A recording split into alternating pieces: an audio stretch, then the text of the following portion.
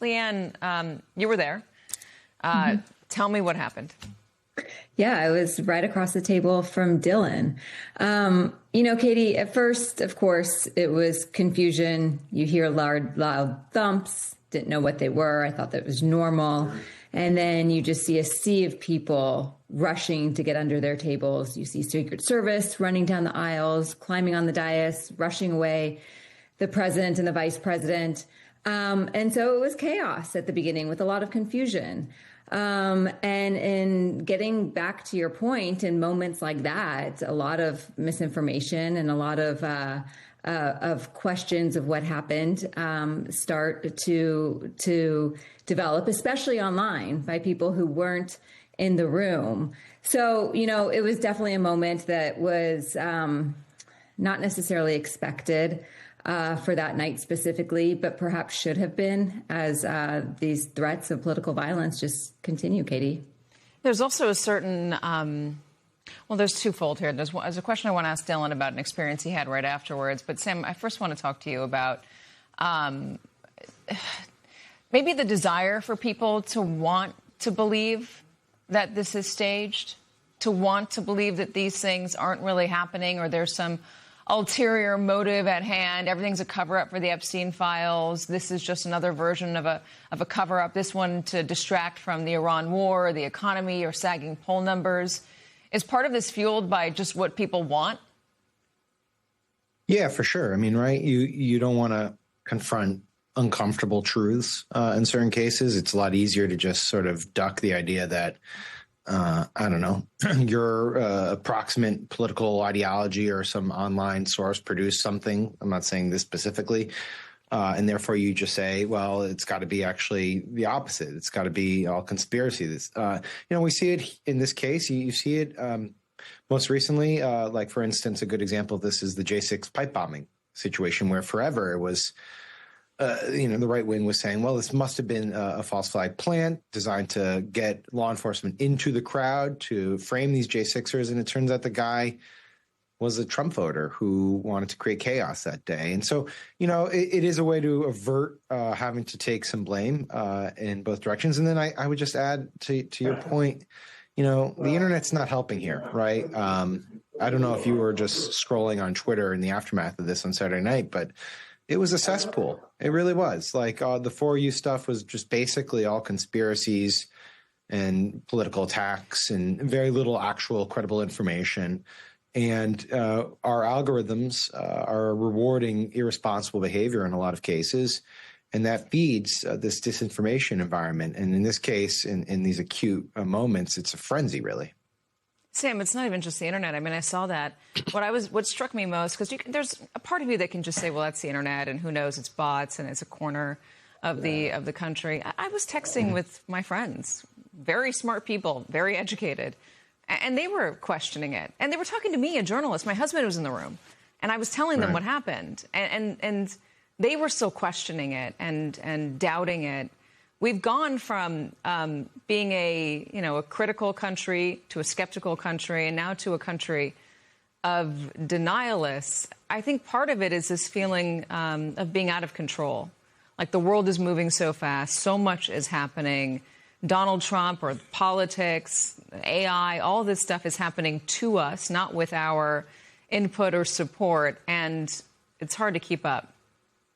Yeah, I don't disagree with that. I think normally well-grounded people are sort of getting taken away with some of the stuff. I think if you just look in the broader media ecosystem, it probably does feed that. And the internet is, of course, a component of that, but it's not to blame for everything. And I do think a lot of it is just people feeling like they need answers, or that the things that are happening in their lives can only be explained through sort of the nefarious forces operating in the dark, and that we're just not really grasping the whole picture. Either way, it's pretty dark. It's uncomfortable, and it makes it really hard for people who are committed to trying to find fact and truth to break through that ecosystem. Because you're right, it's not just whack jobs on the internet or people who spend all day on their computers. It's people who normally otherwise would not believe this stuff. Yeah. It's a crisis of institutional trust, both on the federal government scale, but also with journalists and media. And Dylan, I know you cover this. the experience that you talked about online of going to a bar in D.C. right after this, I just thought was shocking because it says a lot about where we are as a country when something big happens. Tell me what happened. Yeah, sure. Look, I think all four of us on this panel have done our fair share of time in Washington. And we know that if you're in a bar in downtown Washington, historically, there's usually one television tuned to CNN or Fox News or MS Now. And we went, I think searching for some terra firma after leaving the Hilton. Some colleagues went down to one of these bars and asked if we could change the channel to watch the news so we could see the president's press conference. Didn't seem like too big of an ask in light of a shooter attempting to enter a room with not only the president and the vice president, but many of the most powerful cabinet members, business executives, dignitaries, and like the leading journalists, political journalists in the country. We got it for all of 2 minutes before we were informed that you actually couldn't, there was a rule in the restaurant against watching political content. And by the way, over the course of the last 24 hours, I have heard from people who said they've heard that same rule in other bars, in airport lounges, that people just don't want to show political content. And it certainly didn't seem like anyone in that room really wanted to watch the president of the United States address what was very likely an attempted assassination against him. And I just thought, like, the Hilton, it's known in D.C. as the Hinckley Hilton because, of course, it's the same place back in 1981 where Hinckley fired shots at Reagan. And I have to imagine that back in the day, CNN, which had just been founded, and the broadcast networks, all of which broke into special coverage, that was wall to wall across the city and that it was a shared moment. And one thing that is happening amid the lack of trust and faith in institutions that you're talking about, as well as the democratization of media online, which has also led to a fragmentation of media, which is part and parcel of a fragmentation of culture, is that we are just tuning out the news. And news has never been more intense. Political violence has never been more intense. Geopolitics has never been more intense. The changes in technology have never been more intense. And yet it seems like that sort of monoculture feeling where we can all come together and be like, hey, it's pretty crazy that a shooter just got tackled at the White House Correspondents' Dinner. That's something we all experienced on Saturday night. I don't think it's something that by and large, the rest of the country took a lot of time to watch or think about. Yeah, part of it is also just how frequently giant stories happen. I mean, Leanne, you can attest to this. You've been covering this version of politics now, and all of us have since Donald Trump took the stage. It predates him, but we can focus on just the last 11 years. I mean, there's a giant story that we would have taken 6 months to cover every other week. You know, Venezuela or war in Iran, Epstein files, losing access to the Obamacare subsidies.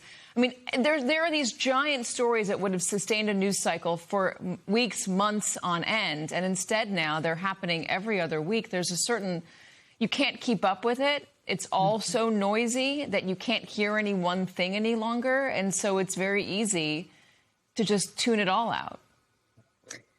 Yeah, the news cycle moves so quickly, Katie, obviously, that what's interesting is it's not even impacting the public, where it's interesting to see what actually breaks through, because there are so many news stories, the stuff that trickles down that actually reaches the consciousness. It's fascinating talking to political operatives even about the war in Iran. We were 3-4 weeks in, and operatives on the right and the left, Democrats and Republicans, they were saying that it hasn't fully yet reached the consciousness of the public. And so they're still watching the polling very, very carefully, but that it took so long for it to really break through, for people to understand what was happening. And so that's just one example of a major news story that in the noise was even hard for people to understand and comprehend and to really tune into, because there is so much. Now, this is part of the president's strategy from a logistical standpoint.